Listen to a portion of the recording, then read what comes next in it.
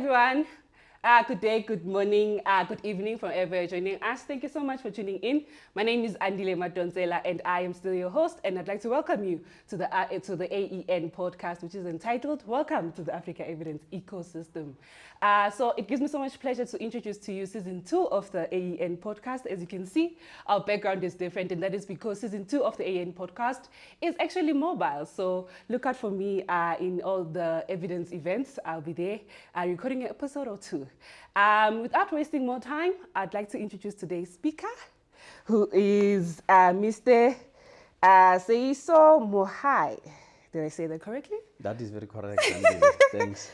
And he is the Deputy Minister of the National Department of Planning, Monitoring and Evaluation. Very serious title. Welcome to the podcast. Thank you so much for taking the time to meet with us. Oh, thanks very much. We really appreciate it to have this interaction with you. And we really appreciate it. And it's always a pleasure to reflect on very important matters that always on the agenda of our society. All right. So the cutter of this podcast is that we start with icebreakers. Before we get into the very serious questions, we start with very fun questions. Okay. Are you ready for my icebreaker questions? Okay, no, that's I'm okay. I don't know what's coming. Okay, so the first question, I wrote this last night and I thought it was so funny, is what do you think ants talk about? You know how we do small talks and we talk about the weather or load shedding or whatever. What do you think when ants, you know how they always walk in groups? What do you think they talk about in their groups? Ants look so busy. It looks like they're always preparing for the next day. So they're forever hardworking. So it looks like they are very systematic. Yeah. And so I believe that in that conversation, it could be really, what do we do to prepare for the future? For the next. So I think they plug each other to say, oh, I think in that house, they drop a lot of food. Yeah. We can Okay, and then the next question is, what is one thing that is on your bucket list? What is that one thing that you're planning to do in the near future? Something very outside your normal deputy minister role. Hey, I think I must strengthen my bond with some people really. Okay. Yeah, networking. Some people really networking, getting to know other things that yes, okay, and places as well. Which place very specifically? I really need to have some time I was inspired by the month of September, when general conversations were around heritage sites, that these heritage sites could be very much important platforms. So the process of learning is never ending. Yeah, definitely. Yes, so really I would like to explore more. Okay, all right. I'll check up on you in a year or so to say, okay, where have you went? Okay, is there a mentor that you look up to? Tell us about them. I'm a South African. I've always been inspired by great leaders. So grew up knowing that there's Nelson Mandela somewhere and should inspire us. And in the middle of it, in our activism, there were many. We really used to, some of us used to really marvel how Thabo Mbeki related to the agenda of South Africa through Radio Freedom in the early 80s, mid 80s. So really it was quite a marvel to know that many of the leaders, that such generations, their commitment, and also appreciating that they were from humble beginnings. So the more we learn about them, the more we associated with the common struggles that they fought for. Last one. So if you could switch lives with anyone in the world, who would you switch your life with? Yeah, I've never thought of that. Don't you want to be Obama for a day? I've never thought of that schedule. No, so you don't want to be maybe a famous singer, Michael Jackson? I really never thought of switching roles. Okay. But I like some classic instruments. Maybe at times I'll be playing something, a pianist. A pianist What for do a you day. call Abdul Ibrahim? Dollar Brand. You know, I just like the sounds. So I don't know. Maybe I would have been in a different role. I would have liked to be A piano player. a piano player. Okay. And then do you know any piano songs? Which one is your favorite one? Yo, No. I know. There are quite a number of them. I enjoy them. As you can Okay. see, Okay. already people attempted to do some dance moves when you talk about my piano. Glad that you are. Okay, those are my icebreaker questions. Were they great? Yeah. How do you rate them? No. That's great. That's great. That's cool. That's cool. All right, then. So we are at the Samia conference, the 9th biannual conference. And there are some reflections that we are doing as a country as well. So I think now onto the serious questions. And the first question is, so how would you explain South Africa in 1994 for someone who wasn't there? I wasn't there personally. So how would you explain it? Yeah, there's a common phrase we use first to say 1994 represented a breakthrough in South Africa, meaning that people understand that there was a conflict in South Africa. There was a situation of the oppressor and the oppressed. So when you say it represented a breakthrough, is that our country make a significant achievement in terms of finding each other for a democratic dispensation. And that's a period that represents a moment of celebration, a moment of brilliance of our country, because it was born out of negotiations where different forces came together to negotiate a better future for our country. So 1994 was a moment of pride, really. Definitely. It demonstrated leadership, ability of those who were the oppressors to appreciate that South Africa will never remain the same. So 1994 was a birth of hope and inspiration to the people of South Africa. Lovely. So my second question is just around, really relates to that.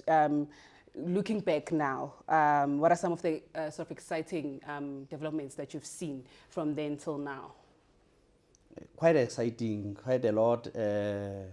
In fact, now that we are in marking 30th anniversary of our democracy, there's this multi-decade analysis of our country, just look into the first 10 years, how enthusiastic the people of South Africa were. President Mandela pronouncing on the reconstruction and development, that should be a program that cuts across many decades, where the first thing was to set up institutions of democracy and adopt a constitution. That was the first thing, to adopt a constitution, a democratic constitution in 1996. And then establish many institutions, Chapter 9 institution, have an Auditor General, have a commission, various commissions. Now let's be a democratic country that is self-regulatory, that is open up for scrutiny by the people. That was the first 10 years. But most importantly, pass unparalleled legislation, set of legislation to de-racialize our country, so that people acknowledge that it is no longer an institutional system of apartheid and colonial rule, but significantly a breakthrough. It marks a country that is framed based on the aspirations of the people. That's why its preamble of the Constitution is something that comes out prominently on my side when it says, "We, the people." Yeah. It underscores, very important, that the people, who are the people, those who stand to benefit in a changed democratic system. Those who must appreciate South Africa is non-racial, non-sexist, democratic, and it must strive for prosperity. So I believe that that first 10 years was important. The second 10 years was important to start saying, what economic policies, what makes the nations to thrive? What is it that South Africa must learn from other nations? Yeah. So it was a period of really trying to find each other. What is the influence of the international community on our domestic policies? And the country grappling with those issues.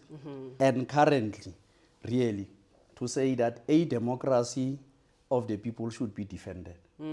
It's a people's democracy. It's not about those who are elected. It's not about a pack of elites. It's about the people. Again, back to our preamble, we the people We, of the South people. Africa. So it says that these 10 years says that democratic institutions should be protected, must do their work. Constitution tested many times, is revealed to be amongst the best pieces of legislation in the country. It reveals that anybody can be defended against any form of injustice. So now South Africa summarized that through building capable and ethical and developmental state. So to be successful among community of nations, there are certain things that you need to do. You need to open yourself first to scrutiny by the people. So this period of 30 years, it's important, really. It should be celebrated, of course, amidst key challenges. Yeah. Because it also revealed that despite progress made in a period of 30 years, there are three ills that stands out. Unemployment, poverty, and inequality. Sure. So it means there's something that we are not doing right elsewhere. So I think that's a cornerstone now of our conversations in a country. What next? What next? So there's a lot of talk about the 30-year review, right? So we have listeners or people that are watching us that are not in South Africa, they've never heard of it. What is it if I've never heard of the 30-year review, but I hear you guys talking about it, I'm wondering, what is that? And what are some of the highlights and what speaks maybe strongly to you as well? Building democratic projects, building democratic states, it takes long. Yeah. It's not just a mere period of 10, 20 or 30 years. Okay. So 30 years is a milestone. It's a milestone that the country has traversed as a democratic country. Sure. After every 5 years, there are elections in the country, national and provincial elections, which produce elected representatives of the people. So South Africa is a multi-party democracy. Sure. Many parties participate, many parties are established pre-elections, and very fancy names at times comes up. You can see now, as we celebrate 30 years of our democracy, this was the highly contested election as well. Yeah. So we'll say to the rest of the people of the world that South Africa is not an island. We learn from other democracies that came before us. So among other things, most important things is to entrench democracy to our people. So when we make this assessment of 30 years review, is to also put people at the center of it. Because we wouldn't want government to be transformed, or any other government to be transformed into a pack of elites, where it swaps role and decide about the interest of the people, not based on the will of the people. So in South Africa, this 30 year, we are proud because this 30 year is a reflection of academic commentators, institutions of higher learning. Many people have reviewed this report. And this report remains important even in academia. Many students will use this as a reference in terms of their studies to say how far have we gone in a period of 30 years. Have we drifted? Where have been the challenges? And how do we advance the next 30 years? What will be its form? Depending on the president, I believe that at some point we will cast our eyes further into some kind of planning, because this 30-year review also is inspired by the 2030 vision, NDP. Remember, South Africa started unveiling a long-term plan, I think 2010, 2011, around that period. Trevor Manuel and among others, there were people that were consulting broadly in the country, because we realized that successful nations are nations that has had long-term planning. Sure. Because you say 2030, 5-year program, and context is important. 5-year program is post-elections, but also that program of NDP is not a thumbsuck program. Okay. It's a plan that was produced by academia once again, specialists, planners, to come together to say what is it that the country requires to have achieved in 2030. So it's based on scientific methods, based on research, it's based on data. Sure. So it's important. You can't just move away from it and be excited by populist rhetoric in the political arena. It's an important program that should be based on existence of best practice models that must drive development. Development is neither political nor ideological. It's important that we want to end poverty, address unemployment, and deal with the question of inequality. And this inequality in South Africa was also embedded in the manner in which skills provision was given to our country. So it's important. This is an important project. That's why we call it an ongoing fundamental social transformation agenda that must unfold. That must unfold. Every period, we need to pause and reflect. So I would really say, and again, it's not because it's unique, it's what, but it's again being ready to place ourselves at the scrutiny of the people. Okay. Okay. And now you talk about Vision 2030. Given what you've learned from the 30-year review, let's dream big. What do you want to see in 2030? In 2030, we said that we would have loved to see poverty halved, we will see unemployment halved, and we want the growth of the economy to be at 5%. We're striving. We said that in 2030. Currently, there are also geopolitical dynamics. We have seen also how countries of the north and south related, how the pandemic COVID has impacted in the growing economies, how other industries collapsed. And now what are new industries South Africa must venture in? What is the agenda for resuscitating growth opportunities in our country? So South Africa prominently now says that we really need to build industries, more industries capable to weather the storms. So new industries should be explored. Sure. In other words, we need to expand our manufacturing sector. Unless you will not make a major dent on unemployment unless you tamper with the manufacturing sector. So we're saying that more areas of productive sectors of the economy should be explored now.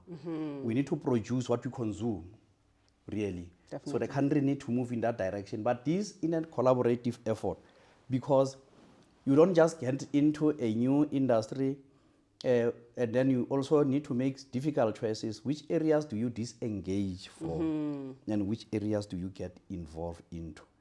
And to what extent do you mobilize capital to ensure that you deal with this thing? A country is in a precarious situation currently where we also have to service higher levels of debt, but we're confident that the fiscal management of our country is in good hands.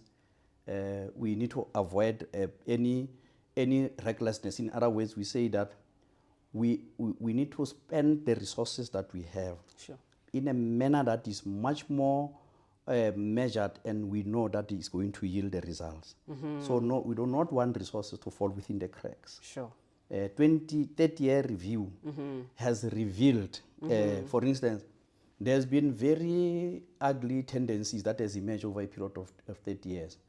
Currently, we can see we're dealing with some of the tendencies that manifested themselves because it took long to deal with them. Remember that the country also went through the state capture to reassert the authority of state-owned institutions to protect them from any form of political or any form of abuse. So the country went through that process, a very painful process, but it was revealing to say how state-owned institutions can be destroyed by the cancer of corruption and crime, if not protected by a democratic state. So we believe now that with many lessons of how, for instance, institutions like ESCOM, which were by far one of the most high-performing entity of state, how other institutions experience programs. Remember also how the accounting organization, I don't want to mention names, you remember how the accounting organizations were found to be on a very wrong side because you know these are institutions that are renowned, world-class institutions that we respected, but if they distort information, figures, it creates a problem. So South Africa have seen it all. It's seen the short period of its democracy, but now we need an assertive state, a state that is based on capabilities of its people. And we believe that many institutions are there in South Africa to make a meaningful change. So we are in a changed political environment. We are in the 7th administration, Sure. which has give birth to government of national unity. But this government of national unity should be based on principles. Once again, not a pack of elites coming together because we want to fulfill our own interests, but based on addressing fundamental question that faces the people of South Africa. The economy must grow and it must produce jobs. The cost of living in a country must be attended to urgently, because further deterioration of our people in terms of poverty will happen, but also the state ability for the people to hold regular elections, elect their chosen leadership, Sure. but also the checks and balances of what do elected leadership do. And then everybody must be based on scrutiny and ensure that the resources therefore addresses the challenges that we are faced with. So as South Africans, we should be optimistic. Okay, at least. Yay. So one last question. I'm pretty sure Samia people would hate me if I had you and I was asking you questions and didn't mention monitoring evaluation. So to make sure that I'm not on the wrong side of things, where do you see the value or the contribution of M&E in this move towards Vision 2030? In fact, one must say that I really marvel at this conference. I really enjoyed my first session already of Samia. And it's always important to bring together people across the globe together to make a reflection. So this 9th biannual conference of Samia is important in many respects in South Africa. It came at a time when South Africa has completed its 30-year review, but also it is going to be subjected to review by other experts, by students, and by many specialists in different fields. So any conference reflects what progress has it made and also what is the future. But not also under conditions just of their own choosing, but under conditions where South Africa says that we have had a problem. There is a slow growth of our economy. There is crime, there is all these other factors. But to say M&E plays a very crucial role. It's not just report for their own sake. M&E reports now make government to be decisive.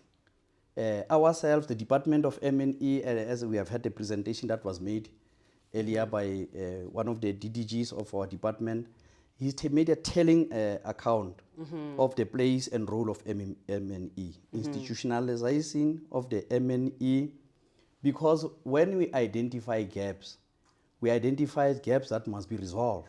To do what? Even the other in presentation that was made confirms that when you identify gaps, you identify them in order to address problems that are stated. What are those problems? Inequality, it must address development. So it's important. M&E is not something that must be seen as patched within government framework, but to make this kind of a decision is really to try to say there's accelerated change must take place. So I'm really pleased to have listened to the first session of the conference and to come across such thought leaders and very many practitioners in government and the private sector. Most importantly also is to look into, there are certain projects, for instance, that government sector does, and they can project them to say in the 18 months there's going to be a complex here. What is the problem with government to say that you are building a police station and this police station must be accomplished within this period of time? And once we have plan, it is also easier because M&E helps also with the quality of planning. To say, was there time invested in planning? And then it reveals those issues. So it should not be thought as an aftermath. It's an important element of work that we must do as democracies in the world. Definitely. Okay, so that's it. That's all I had for you today. No. But just one more. So the AN podcast is somewhat global. There are some people in other countries and all over the continent of Africa. What do you want them to know about South Africa, just as a closing remark? Well, South Africa is still committed in democracy. That any government should be based on the will of the people. And then South Africa commits that South Africa is not an island. It will work with the African countries It will also subject itself to a peer review mechanism. Sure. South Africa is going to, it is ambitious to unleash strong entrepreneurial program. We have seen how many people, how other people from other countries are so strong, who succeed when they are in South Africa in terms of small business, for instance, initiatives. So we are going to take a concerted effort to look into programs that has to turn our country for the better. So we will collaborate. There's continental free trade agreement that South Africa subscribed to by the AU. Sure. So we'll have to work with others to achieve our maximum results. And our country is still yearning for peace across the globe. We still believe that only under peaceful conditions in the globe that development will thrive. Thank you. Thank you. Thank you so much for taking the time to meet with us. I hope you enjoyed your first podcast experience. Yeah, no, that's a great experience. I really believe that I can come back when. Okay. I'll hold you to that. Thanks so much, And Andy. to our listeners, thank you so much for tuning in. Stay tuned for more exciting episodes.